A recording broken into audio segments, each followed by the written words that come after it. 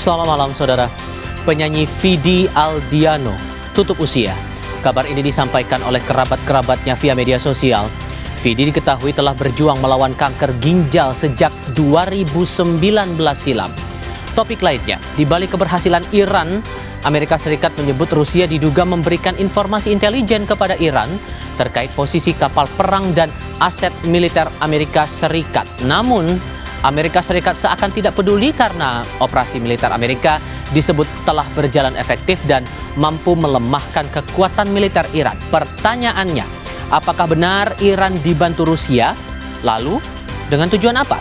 Informasi terkait serangan AS Iran ini dan beragam berita lainnya kami hantarkan untuk Anda hari ini 7 Maret 2026. Saya Tifal Solesa, selamat datang di Sapa Indonesia Malam.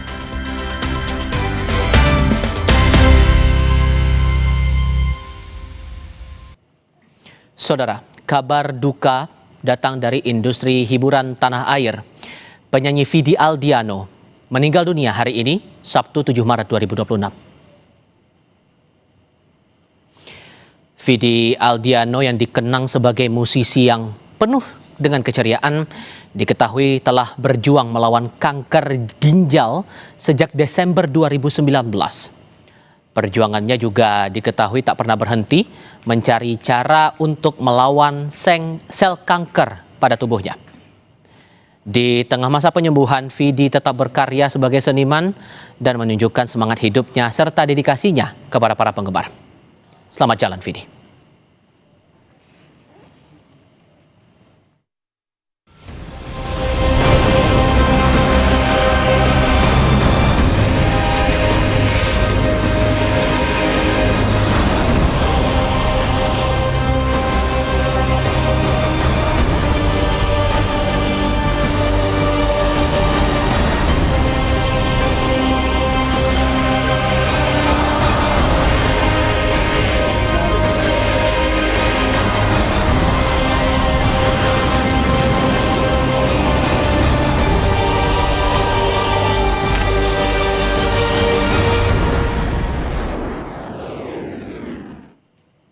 Saudara, Korps Garda Revolusi merilis rekaman yang menunjukkan serangan gelombang ke-22.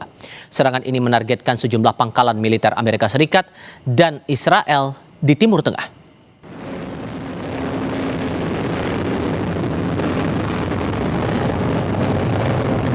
Garda Revolusi Iran menyebut serangan terbaru yang Anda lihat ini melibatkan rudal balistik dan rudal supersonik Fatah dan Khaybar.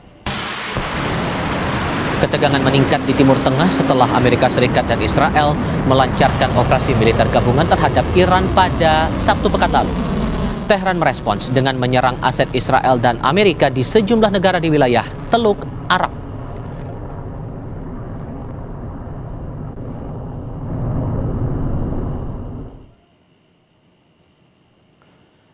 Di pihak lain, militer Israel merilis video yang menunjukkan serangan terhadap sebuah bunker pada Jumat lalu.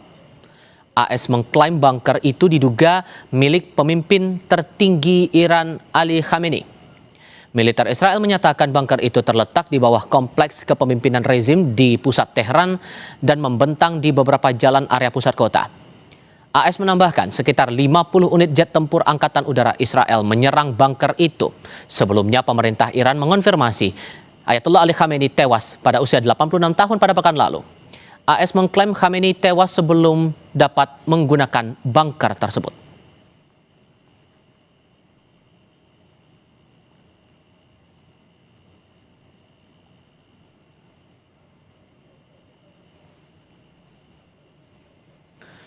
Komando Pusat Amerika merilis rekaman terbaru yang menampakkan atau menunjukkan pasukannya menyerang target militer Iran.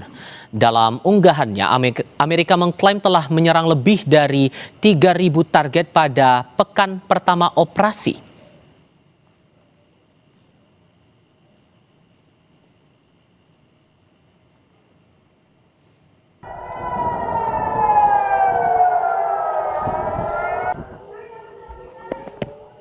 Di titik lain, sirine berbunyi saat rudal Iran terdeteksi di langit Israel Selatan pada Sabtu pukul 5:30 pagi waktu setempat. Pasukan pertahanan Israel melaporkan serangan rudal tersebut dicegat di udara. Pada Jumat malam, Korps Garda Revolusi Iran mengumumkan gelombang ke-23 serangan terhadap aset AS dan Israel telah dimulai sebagai bagian dari operasi Janji Sejati 4. Belum ada laporan awal terkait dampak langsung dan korban jiwa imbas serangan Iran ke Israel ini.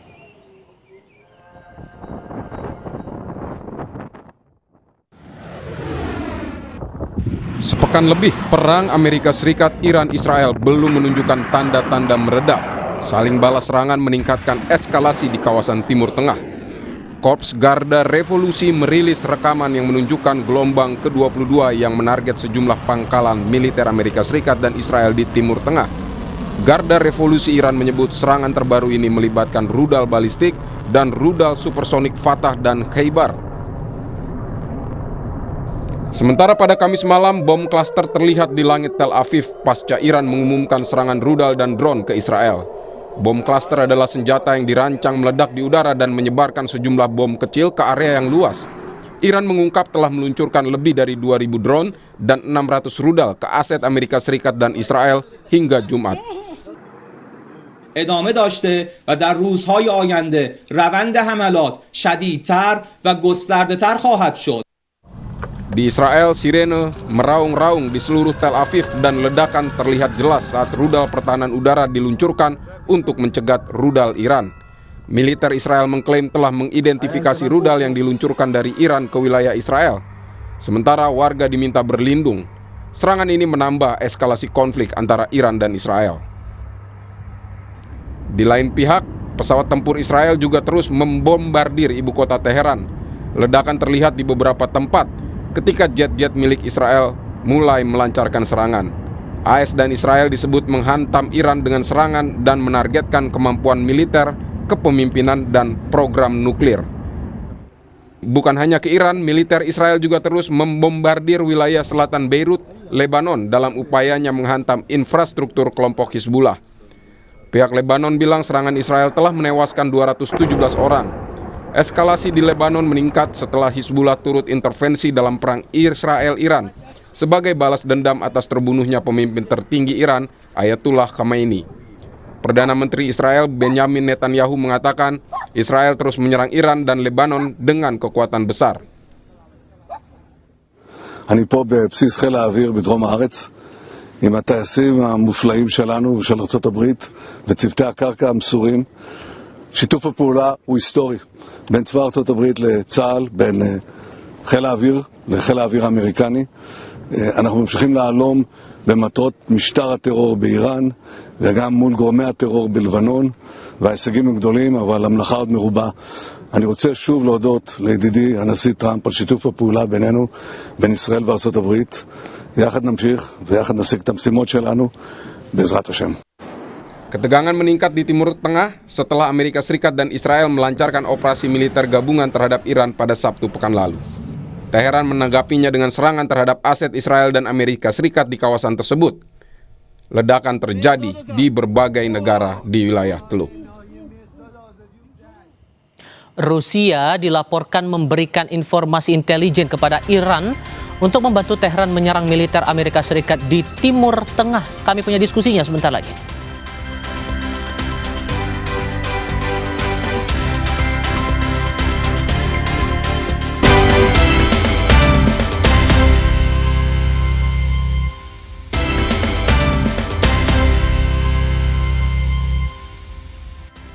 Kita ke diskusi pertama Sapa Indonesia malam. Kemampuan Iran menyasar sejumlah fasilitas kunci militer Amerika Serikat di sejumlah negara tetangganya memunculkan dugaan dukungan intelijen yang kuat.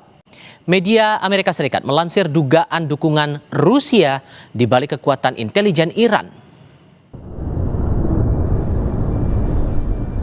Amerika Serikat menyebut Rusia diduga memberikan informasi intelijen kepada Iran yang berpotensi membantu Teheran menargetkan aset militer Amerika di kawasan Timur Tengah. Dua pejabat yang mengetahui laporan intelijen Amerika mengungkapkan Moskwa diduga membagikan informasi terkait posisi kapal perang, pesawat tempur, dan aset militer lain milik Amerika Serikat di kawasan Teluk Persia. Namun laporan tersebut menyebut belum ada bukti bahwa Rusia secara langsung mengarahkan Iran untuk menggunakan informasi tersebut dalam serangan militer. Temuan ini menjadi indikasi awal keterlibatan Rusia dalam konflik yang memanas setelah Amerika Serikat dan Israel melancarkan serangan militer ke Iran sepekan terakhir. Hubungan Rusia dan Iran memang semakin erat dalam beberapa tahun terakhir. Rusia sebelumnya diketahui menggelar latihan bersama Iran sesaat sebelum Amerika Serikat dan Israel menyerang Teheran tersebut. Menanggapi laporan tersebut, Gedung Putih tidak secara tegas membantah adanya berbagai informasi antara Rusia dan Iran. Namun juru bicara Gedung Putih menegaskan hal itu tidak memengaruhi operasi militer Amerika di Iran. Pemerintah Amerika Serikat mengklaim operasi militer mereka berjalan efektif dan telah melemahkan kekuatan militer Iran. Bahkan menurut pejabat Gedung Putih, serangan militer Amerika diklaim telah menghancurkan sebagian besar armada laut Iran dan menurunkan serangan balasan rudal Iran hingga 90%. Is that it clearly is not making a difference with respect to the military operations in Iran because we are completely decimating them. As I said earlier, we've taken out nearly 30 of their ships. Their navy has been deemed combat ineffective. So of course, we are achieving the military objectives of this operation, and that is going to continue because the United States military is the best and most lethal fighting force in the world. Ketegangan di kawasan Timur Tengah terus meningkat di tengah serangan balasan Iran terhadap target-target Amerika dan sekutunya di Teluk.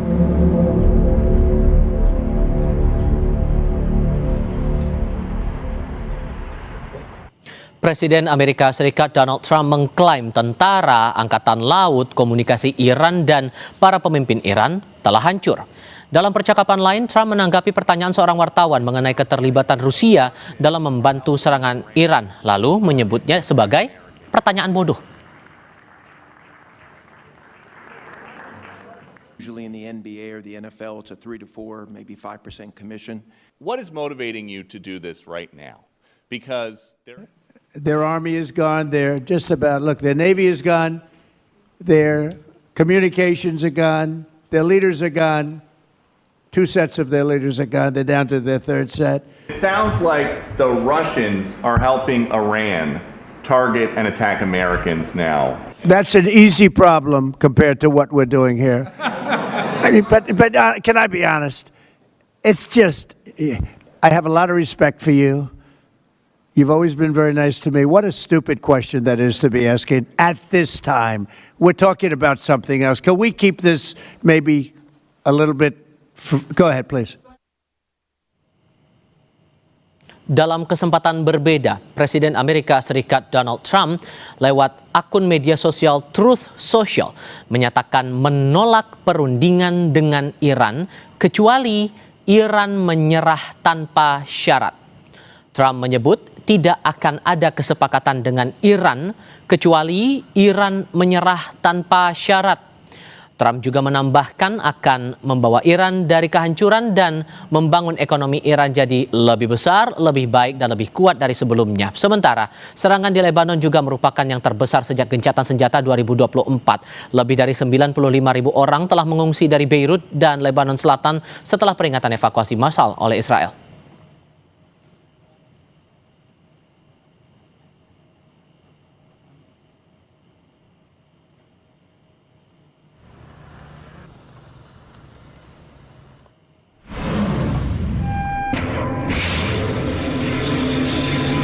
Wakil Presiden ke-10 dan ke-12 RI Yusuf Kala mendesak Indonesia menagih perdamaian konflik Iran dengan Israel dan Amerika Serikat kepada Board of Peace. JK juga meminta Indonesia tegas berpihak kepada Iran sebagai negara korban serangan.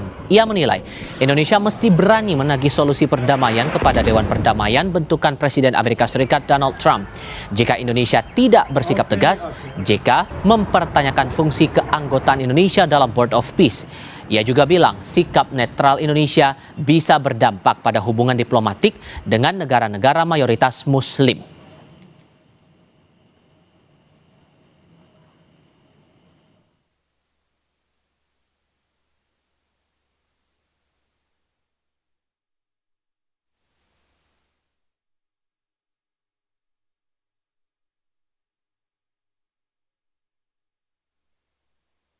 Indonesia anggota daripada Board of Peace untuk perdamaian di bawah Trump.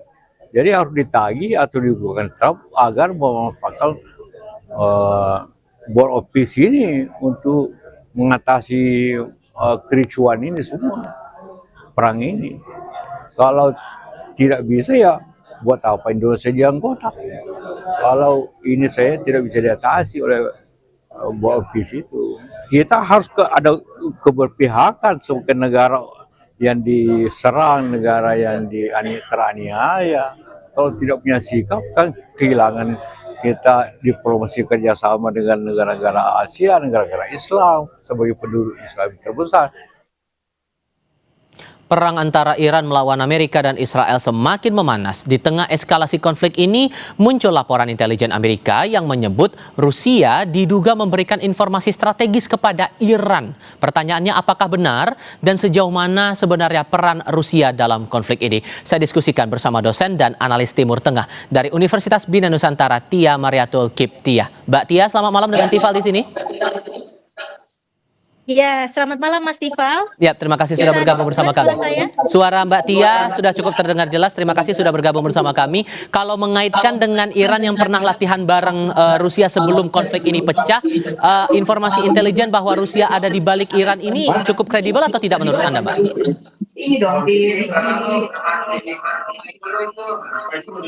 Mbak Tia? Halo Mas. Oke, suara saya terdengar ya Mbak ya? Bisa diulangi kembali Mas karena terputus-putus. Oke, begini, kalau mengingat lagi Iran pernah latihan bersama dengan Rusia sebelum konflik ini pecah, apakah laporan intelijen yang menyebut bahwa Rusia ini ada di balik Iran di tengah konflik yang memuncak sekarang cukup kredibel atau tidak menurut Anda? Ya, saya melihatnya bahwa berdasarkan statement dari Menlu Iran ya, Menteri Arakci menyatakan bahwa Rusia tidak terlibat secara langsung, tapi kerjasama militer Iran dengan Rusia sudah terjalin sudah cukup lama. Sebelum serangan ini terjadi juga mereka sudah banyak bekerja sama dalam hal militer, termasuk juga saya pikir bukan persoalan data intelijen saja ya. Dan ketika Iran menyerang titik-titik pasti Amerika Serikat dan tidak ada yang meleset, kemudian dituduh Rusia dengan Iran bekerja sama, memang mereka bekerja sama. Tapi ketika ditanya, Menlu Arakci ini tidak detail menyatakan komponen apa saja yang menjadikan mereka kerjasama begitu. Kalau Jadi memang kalau ada tuduhan itu memang benar dan mereka bukan hanya di persoalan data intelijen saya pikir, tapi juga termasuk dalam suplai rakitan ya.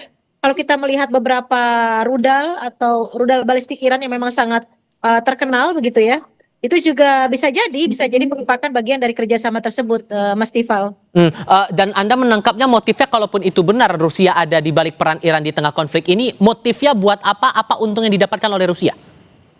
Ya, sebenarnya kan dalam peta politik global itu ada dua kekuatan ya. Satu aliansi Amerika Serikat dan sekutunya, satu lagi adalah Rusia dan sekutunya. Artinya kalau Rusia membiarkan Iran terbenam, sama saja ini akan memberikan hegemoni kuat Amerika Serikat di Timur Tengah. Cina dan Rusia itu, Mas Tifal, sangat berkepentingan besar untuk juga ikut dalam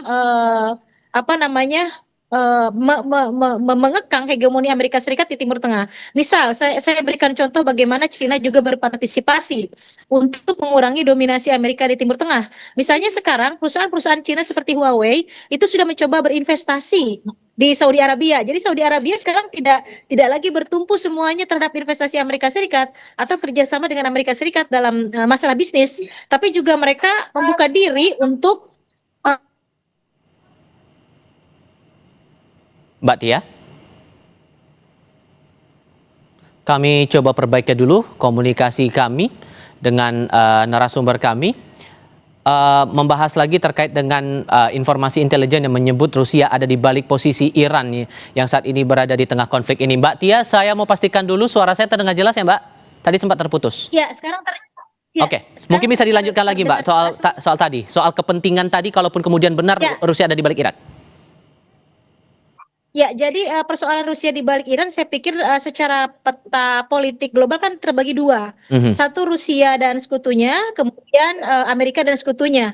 Sudah jelas Rusia punya kepentingan besar bagaimana Iran ini tetap eksis di Timur Tengah. Tujuannya untuk menghalau hegemoni Amerika Serikat di Timur Tengah. Dan saya pikir bukan hanya Rusia ya untuk menghalau kekuatan Amerika Serikat ini, termasuk juga Cina yang menjadi bagian sekutunya Rusia dan juga Iran, begitu. Jadi caranya bagaimana? Cina sekarang sudah mulai berinvestasi di beberapa negara di Timur Tengah. Misalnya Huawei sekarang Mas, itu juga ada berinvestasi di Saudi Arabia. Ini merupakan bentuk bagaimana supaya Amerika tidak mendominasi Timur Tengah lagi. Dan jika Iran tidak ada, itu satu-satunya negara loh di Timur Tengah yang saat ini Iran ini menjadi penghalau atau batu sandungan bagi kepentingan Israel dan Amerika Serikat. Maka bagaimanapun caranya Rusia dan Cina itu harus menjadikan Iran tetap eksis. Kalau Iran hancur, kalau Iran tidak ada, sama dengan mereka juga tidak ada begitu. Jadi memang Rusia dengan Amerika Serikat tidak secara langsung berkonflik, tapi di belakang itu semua Rusia tetap menjaga dominasinya terhadap aliansinya juga. Dia juga melindungi aliansi sama seperti Amerika melindungi aliansinya. Maka Iran bagaimanapun caranya harus dijaga. Kalau Iran tidak ada, sama juga dengan mereka tidak ada. Sama atau dengan Amerika juga menjaga Israel sedemikian rupa. Karena buat Amerika kalau Israel tidak ada di Timur Tengah sama dengan menghalau Amerika kepentingannya di Timur Tengah begitu. Jadi masing-masing dua kekuatan ini menjaga satu sama lain. Bagaimanapun caranya itu pasti Rusia dan Cina akan menjadikan Iran tetap ada. Bagaimanapun caranya, termasuk membantu berbagai informasi intelijen, kemudian kerjasama militer, supply senjata dan lain-lain, termasuk kerakitan dan lain-lain. Tapi memang deklarasinya, statementnya di dunia internasional baik Rusia dan Cina itu masih soft ya, hanya berupa kutukan dan tidak terlibat, begitu kan? Tapi kalau kemudian, sorry saya potong Mbak, tapi kalau kemudian melihat ada informasi intelijen seperti ini, walaupun kemudian sudah ada reaksi yang tampak meragukan dari Donald Trump atas informasi itu, menurut Anda AS akan bereaksi bagaimana nanti? Nah itu dia, saya berharap sih mundur ya, kalau tahu Rusia dan Cina terlibat, harusnya Amerika Serikat pelan-pelan menghentikan serangannya terhadap Iran dan Iran juga tidak melakukan retaliation lagi. Didasari oleh apa Anda mengatakan lebih baik mundur saja AS ini? Karena kalau terus-terusan dibombardir dan sampai sebagaimana Trump menyatakan harus sampai selesai, Iran harus sampai lebur, saya pikir Rusia dan Cina tidak akan tinggal diam. Dengan tidak akan tinggal diamnya Rusia dan Cina, itu artinya konflik makin melebar, makin panjang, dan efeknya bukan hanya terhadap Iran saja, ini akan memberikan efek yang luar biasa pada politik global, bukan hanya pada regional saya pikir, tapi pada politik global dan juga pada perekonomian, termasuk juga ke kita, ke Asia dan juga ke Asia Tenggara begitu. Jadi sebagai orang yang fokus dengan Timur Tengah, riset Timur Tengah, dan saya juga di Indonesia, bagaimana caranya statement-statement media dan juga saya akademisi itu harus menstop konflik ini karena efeknya akan terkena dampaknya terhadap perekonomian kita begitu. Mudah-mudahan ya, mudah-mudahan kalau tahu Rusia terlibat harusnya US mundur karena ini akan menjadi besar begitu ya. Jadi beberapa scholars yang memprediksi akan perang dunia ketiga bisa jadi begitu.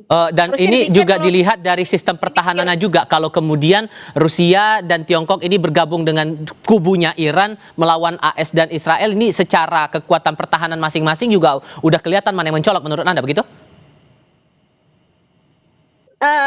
Sebetulnya kalau langsung itu tidak akan terjadi kalau langsung.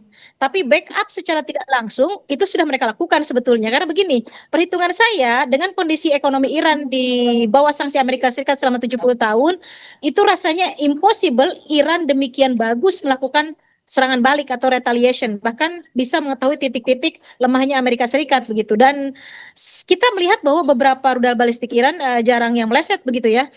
Jadi memang mereka sudah bermain, sudah ikut serta, hanya saja tidak secara langsung. Secara perhitungan kekuatan, tentu kalau face to face Amerika dengan Iran jauh, Amerika di atas Iran 4 kali lipat dari jumlah personel tentaranya saja 1,3 juta kalau tidak salah dari pihak Amerika, sementara Iran hanya 500 sampai 600 personel. Ini dari segi jumlah tentaranya sudah jauh, belum kekuatan dari segi kapal induk dan lain-lain, itu jauh sekali. Kalau dari kita melihat dari dua negara ya, tapi kalau digabungkan, wah itu dahsyat Mas. Jangan sampai terjadi lah, sampai terjadi. Jangan sampai terjadi karena punya cadangan minyak, ya. Karena banyak hal juga yang terdampak di sini, apalagi cadangan minyak hanya 20 ya. Itu dia, itu yang Anda sebutkan tadi, masalah cadangan minyak dan aspek ekonomi banyak negara terdampak di sini. Mbak Tia, terima kasih banyak ya sudah mau berbagi pandangan bersama kami kali ini. Sehat selalu Mbak, selamat malam. Di tengah perang, Presiden Amerika Serikat Donald Trump bilang Iran ingin bicara dengan Amerika Serikat, tapi Iran tegas membantah pernyataan Trump. pihak mana yang bisa meredakan perang ini? Kami punya diskusinya nanti, usai jeda.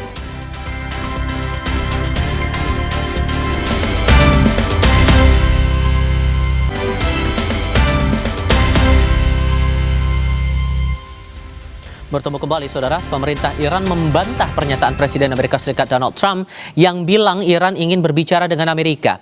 Iran menyatakan Donald Trump tidak bisa dipercaya. Pemerintah Iran melalui Duta Besar Iran untuk Mesir, Mojtaba Ferdusipur, memastikan dialog dengan AS mustahil setelah 2 fase negosiasi nuklir sebelumnya gagal yang berujung perang. Ia menyatakan serangan AS dan Israel sebagai kejahatan sekaligus pengkhianatan atas perundingan dan solusi diplomatik untuk masalah nuklir Iran. Ferdusipur menegaskan aset militer AS dan Israel akan terus jadi target serangan Iran. إيران لن يتطلب من الولايات المتحدة الأمريكية ولن يتطلب من الرئيس ترامب التراجع على طاولة المباحثات. أنا قلت يعني نحن لن نعتمد ولن يكون هنالك ثقة مع ترامب. كيف ممكن يعني من دون وجود الثقة المتبادلة، مع انعدام الثقة، مع عدم وجود اعتماد لجانب الجانب المقابل نتطلب منه الاسترجاع على المفاوضات من جديد؟ لا أعتقد هذا. ليس هنالك رسالة من طرف إيران إلى جانب الآخر. Pakar Hubungan Internasional Synergy Policies Dina Praptora Harja menilai Iran tetap percaya diri untuk terus melawan Amerika Serikat dan Israel. Serangan terhadap aset AS dan Israel ke negara-negara kawasan Teluk jadi strategi kunci respons Iran. Di sisi lain, negara-negara tempat pangkalan militer AS seperti Uni Emirat Arab, Kuwait, Bahrain hingga saat ini belum membalas serangan Iran. Saya kira Iran sudah mempertimbangkan segala hal. Kalau dilihat dari kampanye mereka baik di level pemerintahan maupun di masyarakat, mereka sangat percaya diri bahwa mereka bisa menghadapi Israel maupun Amerika Serikat. Dan di sini kuncinya justru mereka menghantam negara-negara di sekitarnya atau si Israel. Dan yang menarik kita saksikan adalah justru negara-negara Teluk ini tidak berani langsung menyerang balik ke Iran karena mereka juga menjaga stabilitas. Jadi inilah titik lemah yang sepertinya juga dibaca oleh Iran, sehingga mereka masih percaya diri. Presiden Iran Masoud Pezeshkian meminta maaf kepada negara-negara tetangga di kawasan Teluk setelah serangan Tehran meluas ke sejumlah wilayah di Timur Tengah di tengah perang dengan Israel dan Amerika Serikat. Ia menegaskan Iran tidak akan lagi menargetkan negara-negara tetangga dalam serangan berikutnya. Namun, ia juga menyampaikan peringatan kepada negara-negara tetangga yang mempertimbangkan untuk bergabung dalam konflik dengan mengatakan bahwa mereka tidak boleh menjadi mainan di tangan imperialisme. از کشورهای همسایه که مورد حمله قرار گرفتن از طرف ایران از طرف خودم عذرخواهی کنم برای اینکه ما این روند با اوضاعی که اتفاق افتاد فرماندهان ما رهبر ما عزیزان ما در حقیقت جان خودشون رو از دست دادن به خاطر تجاوز وحشیانه‌ای که داشت و نیروهای مسلح ما قهرمانانی که جان برکفن. Rekaman kamera pemantau menunjukkan momen sebuah rudal menghantam di sebelah sekolah putra di Qazvin, Iran yang menyebabkan kepanikan antara siswa dan staf. Peristiwa muncul di tengah rangkaian serangan udara yang menargetkan berbagai lokasi di Iran. Beberapa serangan lain juga dilaporkan mengenai infrastruktur sipil termasuk sekolah dan kawasan permukiman sehingga memicu kecaman internasional dan seruan investigasi dari PBB serta organisasi hak asasi manusia. Perang AS bersama Israel melawan Iran sudah lebih dari sepekan. Apa yang akan jadi solusi kunci meredakan perang ini? Saya diskusikan ini bersama pakar hubungan internasional dari Universitas Katolik Parahyangan Jawa Barat, Julius Purwadi Hermawan. Pak Julius, dengan Tifal di sini. Selamat malam, Pak. Selamat malam, Mas Tifal. Dua-dua pihak AS lalu Amerika Serikat dan Iran ini sama-sama bersikeras untuk melanjutkan perang ini tetap dengan pendiriannya masing-masing. Sehingga kayaknya akan sulit untuk mencapai titik damai. Tapi rasanya yang akan mengubah itu semua, game changernya kalau apa? Nah, pertanyaan sulit sekarang ya. Pertanyaan sulit. Kalau di sisi Amerika Serikat, game changernya adalah kalau Iran menyerah. Dan menyerah tanpa kondisional. Itu kan tweet pagi ini ya, pagi-pagi tadi di Amerika Serikat, Donald Trump menyampaikan itu. Gitu. Dan saya kira ini sudah mulai perang narasi. Presiden Iran, sebelumnya Menteri Luar Negeri Iran, gitu, itu tidak mungkin terjadi. Menyerahkan pasar itu tidak mungkin terjadi. Gitu. Jadi game changer seperti apa? Barangkali gitu ya, itu 2-3 minggu lagi ya. Ketika kita melihat seberapa jauh perang ini sudah berdampak sangat luas, termasuk Amerika Serikat. Gitu. Tapi saya mungkin bisa melihat juga ya, ada sesuatu yang harus dibangun mulai hari ini ya Mas Tifal, kalau aku boleh nambahin ya gitu. Semisal public opini di Amerika Serikat, sekarang menarik ya kalau kita cermati, ada satu media yang menyebut bahwa hanya 1 dari 3 warga Amerika Serikat mendukung serangan ini, itu 1 gitu. Ada media lain menyebut bahwa ini 51% yang mendukung, 49 menolak gitu. Nah mungkin munculnya di Amerika Serikat pemikiran-pemikiran menentang presidennya gitu, itu akan menjadi salah satu game changer yang sangat penting, Mas Tifal. Oke, sehingga menurut Anda kalau kemudian ini masih dikatakan sulit di pekan pertama ini, kalau kemudian dibawa ke meja perundingan, negosiasi, mediasi masih akan sulit atau masih ada celah untuk berharap di situ? Tidak ada celah ya, kalau saya pandangan saya tidak ada celah gitu. Celah itu kemarin sudah dibuka ya, sebelum hari Jumat, sebelum serangan dari Sabtu, itu sebetulnya sudah dibuka gitu. Dan itu ditutup serta-merta oleh Amerika Serikat.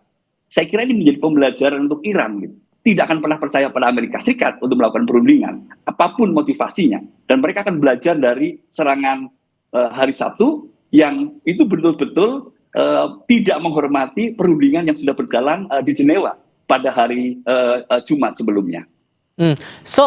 Karena gini Pak, memikirkan bahwa efek ekonominya akan sangat besar nantinya, ini udah banyak prediksi dan banyak hal yang terasa di level akar rumput terutama di negara kita begitu. Organisasi dunia bisa berbuat apa kalau begitu?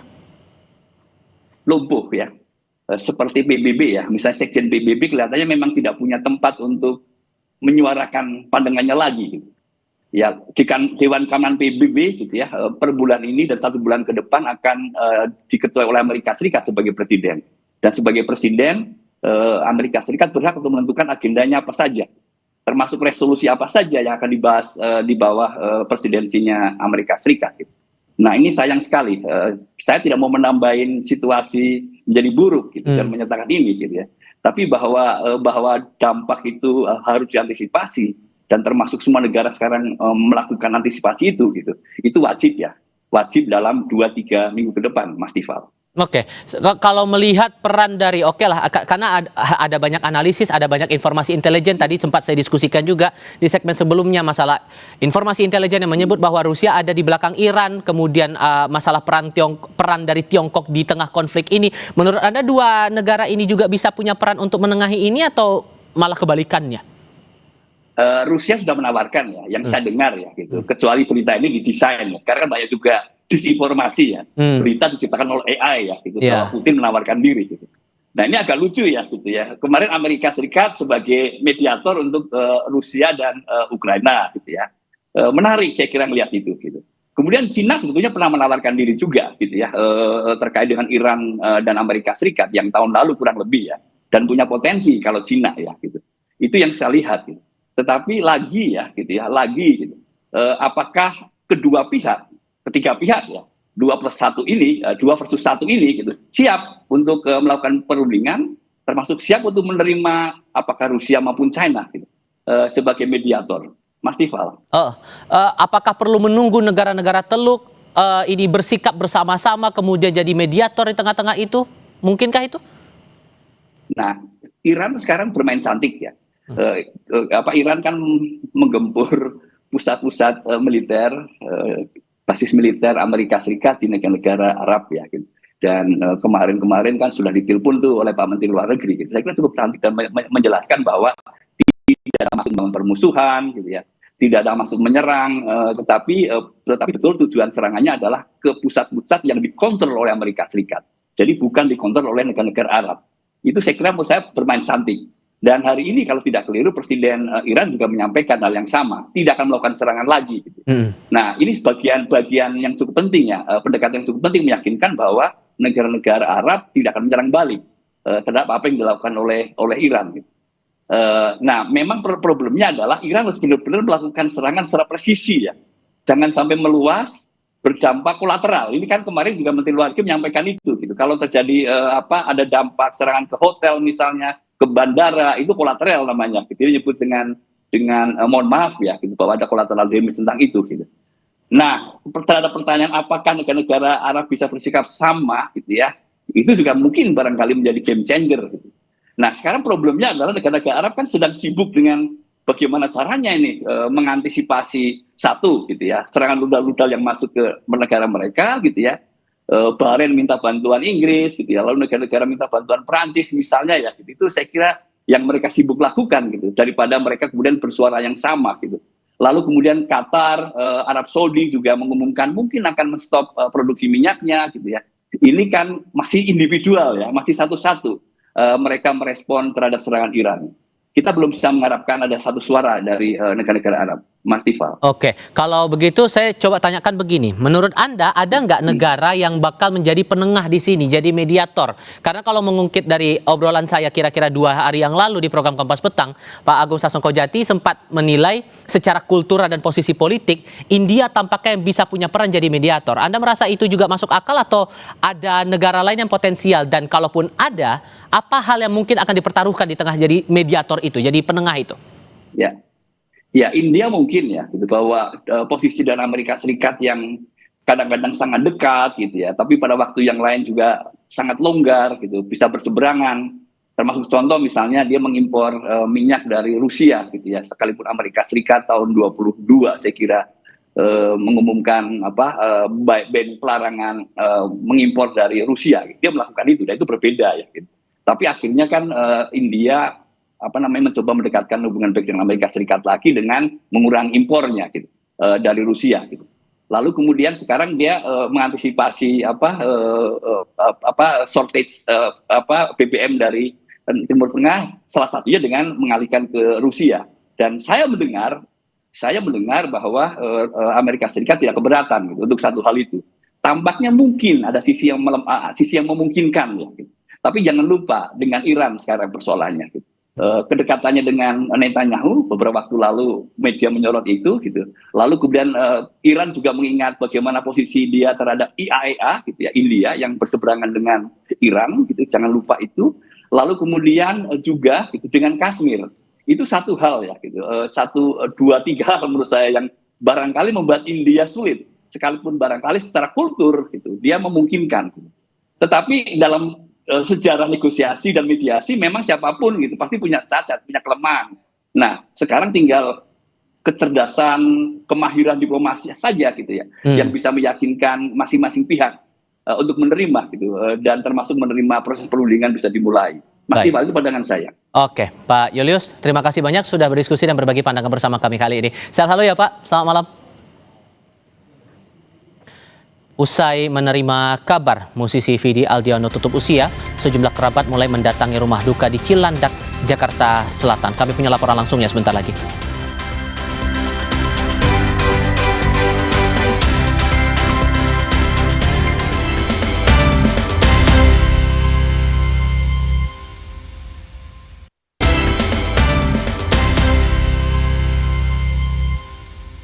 Kabar duka datang dari industri hiburan tanah air. Penyanyi Vidi Aldiano meninggal dunia hari ini, Sabtu 7 Maret 2026.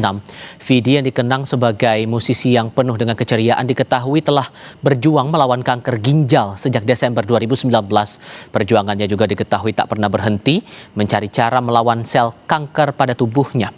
Di tengah masa penyembuhan, Vidi tetap berkarya sebagai seniman sambil menunjukkan semangat hidupnya dan dedikasinya kepada para penggemar. Setelah menerima kabar Vidi Aldiano tutup usia, sejumlah rekan dan kerabat mulai mendatangi rumah duka di Cilandak, Jakarta Selatan. Salah satunya aktor Dion Wiyoko yang menjadi lawan main sang istri Vidi dalam film Sore. Kita tinjau suasana rumah duka bersama jurnalis Kompas TV, Fedriska Ananda dan Roy Ilman dalam laporan langsung kali ini di Cilandak, Jakarta Selatan. Cerita lebih banyak soal suasana rumah duka, cerita dari rekan dan kerabat almarhum, serta rencana pemakaman almarhum ini. Rizka.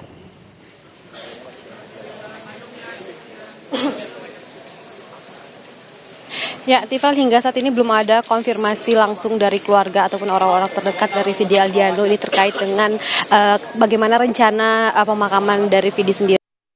Misalkan kita ketahui bahwa di Rumah Sakit Darmais, informasinya di Rumah Sakit Darmais, namun ini tentu masih perlu kita konfirmasi ke pihak keluarga. Dan kemudian tadi memang sebetulnya kami melihat ada mobil ambulans begitu yang datang menuju ke rumah duka Vidi Aldiano.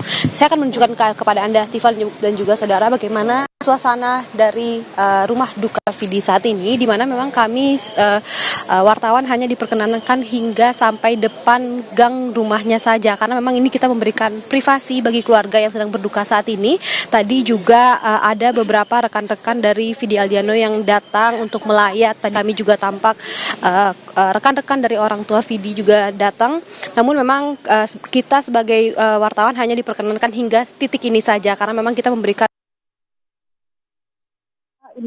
Vidi meninggal dunia di Rumah Sakit Darmais pada pukul 16:30 dan tadi kami juga 10 menit terlebih dahulu. Namun berdasarkan pandangan mata yang kami saksikan tadi, memang ada satu ambulans yang datang menuju ke rumah duka Vidi Aldiano. Tadi mungkin sekitar 20 atau 15 menit yang lalu ya, Tifal dan juga saudara. Jadi memang hingga saat ini kita juga masih menanti keterangan resmi dari keluarga ataupun dari orang-orang terdekat Vidi, bagaimana kemudian rencana pemakaman akan seperti apa, dan kemudian terkait dengan informasi yang lebih lengkap kita juga hingga saat ini masih menanti, Tifal. Mungkin ada cerita-cerita dari kerabat atau keluarga rekan-rekan kerja dari almarhum Vidi Aldiano ini soal sosoknya dan mengenang dari Vidi semasa hidup saat itu.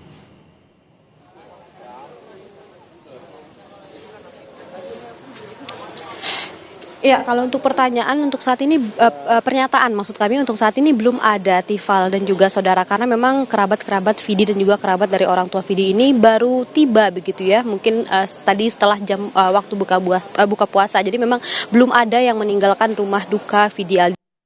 Itu kami juga masih menanti bagaimana nanti kita akan mencoba berbincang dengan orang-orang terdekat Vidi. Namun kalau misalkan kita tahu, Tifal dan juga saudara, Vidi Aldiano ini sebagai penyanyi ataupun sebagai seniman ini cukup memberikan kesan yang baik bagi para penggemarnya, bagi para peminatnya, sehingga memang banyak sekali yang berduka masyarakat terkait dengan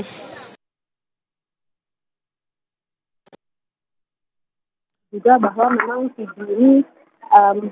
memang Vidi ini mengidap kanker ginjal begitu sejak tahun 2019 dan hingga saat kemarin juga masih berjuang begitu. Mana semangatnya sehingga memang banyak sekali penggemar ini pada Vidi. Namun dalam beberapa waktu beberapa bulan ini memang Vidi tiada kabarnya, tidak banyak juga memposting terkait dengan dirinya di sosial media. Jadi memang kalau misalkan saya juga bisa lihat bagaimana suasana di media sosial ini, banyak juga yang mempertanyakan dan juga mempertanyakan kabar Vidi beberapa waktu lalu. Sehingga memang untuk saat ini mungkin cukup mengejutkan informasi ini bagi para penggemar Vidi juga peminat-peminatnya. Pelantun lagu Status Palsu ini berpulang pada usia 35 tahun. Fetriska Ananda melaporkan langsung dari Cilandak, Jakarta Selatan. Terima kasih. Saudara, terima kasih. Anda telah menyaksikan Sapa Indonesia Malam kali ini. Selalu cukupi kebutuhan hidrasi Anda pada saat sahur dan berbuka puasa dengan 3 botol air mineral 700 ml yang setara dengan 2 liter air untuk 1 hari puasa pasti sejuknya. Selamat menikmati malam minggu. Saya Tifal Solesa, terima kasih. Selamat malam dan sampai jumpa lagi.